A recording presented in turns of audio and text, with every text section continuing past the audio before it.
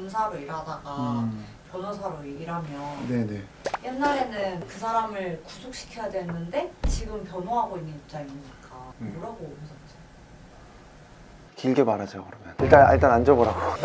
나 지금부터 얘기해줄게. 안녕하세요, 최용희 변호사입니다. 검사 때는 어떤 마음가짐으로 일하셨어요? 검사 때는 묻는 검사보다는 듣는 검사가 되자라는 생각을 많이 해서 경청을 많이 하려고 했어요. 왜냐면 결국은 사람 사는 이야기고, 나쁜 사람이든 억울한 사람이든 불쌍한 사람이든 결국은 다 자기 사연이 있는 거고, 거기서 모든 게 시작이 되는 거니까요. 그래서 그 최소한 사건 당사자들 한 번씩은 제가 직접 만나서 이야기를 들으려고 했고, 너무 바빴지만 억울하게 되는 사람이 없도록 하려고 노력을 많이 했고요. 그리고 어떤 면에서는 굉장히 강성이었습니다. 그래서 한 명이라도 더 구속시키려고 정말 악착같이 노력을 했고, 특히 죄질이 안 좋은 사건들, 성범죄, 사기친 사람들, 맨날 반성한다 그러고 재범하는 사람들의 경우에는 정말 구속도 많이 시켰습니다. 그리고 또 무엇보다 신경을 쓰려고 했던 건 사건을 신속하게 처리하려고 했습니다. 사건의 당사자이신 분들은 지금 이 말씀에 너무 공감을 하실 거예요. 약간 웃긴 얘기지만 민사사건 같은 경우 한 번 하면 뭐 2, 3년 그냥 가거든요. 하다 보면 어쩔 때는 당사자는 이미 잊고 있어요. 오랜만에 연락드리면 변호사님 아직도 고생 많으시네요, 이런 분들도 가끔 계실 정도로, 나중에는 사건이 어떻게 처리되는 것보다 그냥 어떻게든 빨리 끝났으면 좋겠어요 라고 하신 분들이 너무 많아서, 그 지연된 정의는 정의가 아니라는 유명한 말이 있듯이 검사로 일할 때 진행에 있어서 내가 주도권을 갖고 있을 때만큼은 사건을 지연시키지 않으려고 노력했습니다. 변호사는 어쨌든 검사랑은 다르게 범죄자도 보호할 수밖에 없잖아요.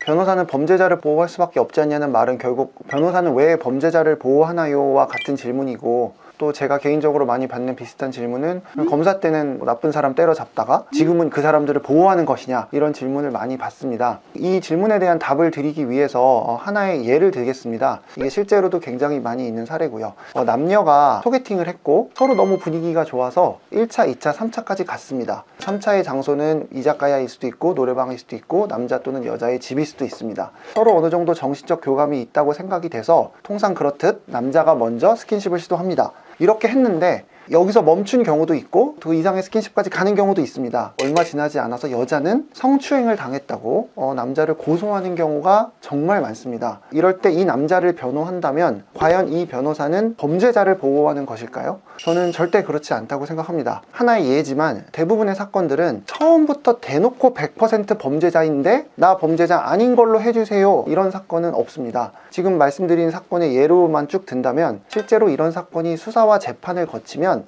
경찰, 검사, 판사도 굉장히 고민에 빠집니다. 누가 봐도 명백한 범죄라고 보기는 어렵기 때문에 그렇고, 따라서 법원이든 어느 단계에서든 여자 말이 더 신빙성이 있어서 유죄가 나왔다 하더라도 소급해서 이 사람은 처음부터 나쁜 범죄자였던 걸로 볼 수도 없습니다. 그렇기 때문에 그런 사람을 변호했다고 해서 이 변호사가 범죄자 그리고 범죄를 옹호했다고 볼 수는 없습니다. 저도 이런 성범죄 전담 검사로 일할 때는 이런 애매한 사건은 부검사 회의를 소집해서 부검사들과 논의를 할 정도로 많은 고민을 했었고, 검사들마다도 의견이 다 갈립니다. 그렇기 때문에 우리가 알고 있는 유명한 성 관련 사건들도 1심 판결 결과 다르고 2심 판결 결과 다르고 대법원 다르고 하는 것이 다 그래서입니다. 드라마나 영화를 보면 인기를 타고 있는 범죄도시 4 같은 영화를 봐도 영화를 보기도 전에 김무열 배우가 나쁜 역할인 걸 우린 이미 알고 있습니다.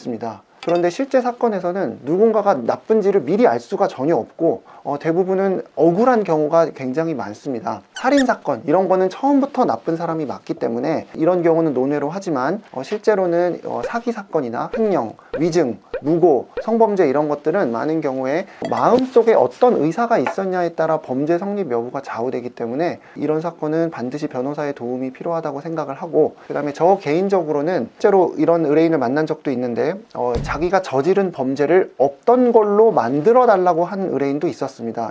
변호사마다 선임의 기준은 다르지만 저는 이런 경우는 칼같이 맞지 않습니다. 사법 정의를 저해하는 행위이기도 하고 제 신념에도 반하기 때문입니다. 다만 어떤 경우는 성범죄로 상담 오시는 분들 중에도 변호사가 보기에 명백히 성범죄인 경우도 있습니다. 범죄를 저지른 게 명백한 경우에는 자신의 범행을 인정하고 피해자에게 진심으로 사죄드리고 그 다음에 피해 회복을 위해서 할 수 있는 게 무엇인지를 의뢰인에게 제안을 드리고 있습니다. 이렇게 하는 것이 피해자들이 피해를 회복하고 다시 일상으로 돌아갈 수 있는 길이라고 생각하기 때문입니다.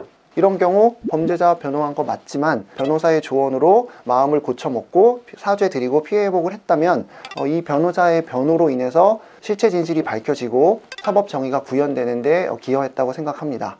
선생님, 그러면 피해자 신분으로 변호를 했는데 이 사람이 진짜 범죄자가 되었을 때 뭐 이럴 때 양심의 가책을 느낄 때는 없으시나요? 실제로 완전 범죄자였는데 변호사가 하나도 모르고 있다 나중에 그냥 범죄자인 게 드러나는 이런 경우가 현실에서는 사실 거의 없습니다. 근데 뭐 그걸 제가 미리 알았던 게 아닌 이상 뭐 양심의 가책을 느낄 건 없고요.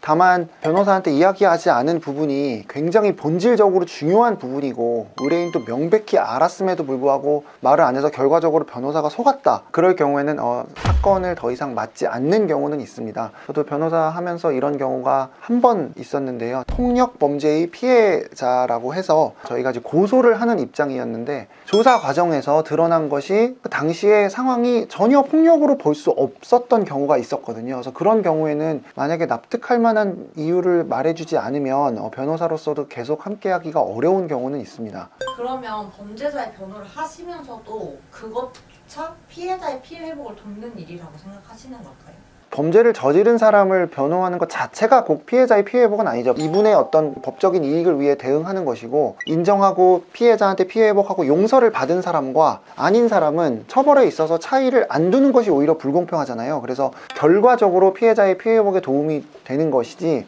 피해자의 피해 회복을 내가 해야지란 생각으로 처음부터 죄 지은 사람을 변호하는 것은 아니죠. 다만 예외적으로 범죄가 또 맞지만 수사기관에서 절차를 지키지 않아서, 즉 법을 지키지 않아서 법률가가 싸워줘야 할 때도 있습니다. 예를 들어서 음주운전을 한 것은 맞지만 그 과정에서 혈중 알코올 농도를 측정하고 거쳐야 할 절차들이 있는데 이것을 제대로 거치지 않았다면 이 부분은 변호사가 법률적으로 문제를 삼아서 증거가 효력이 없다는 것을 통해 음주운전한 사람이 무죄가 나오도록 다투어줘야 합니다. 그럼 결과적으로 음주운전한 사람 빠져나가게 해준 거 아니냐, 이런 의문을 가질 수 있지만 이런 절차상의 잘못된 부분들이 바로 잡혀야 법을 적용받는 수많은 잠재적인 국민들이 다른 피해를 보지 않는 것이기 때문에 이런 경우는 당연히 변호사로서 해야 할 역할이 있다고 생각합니다.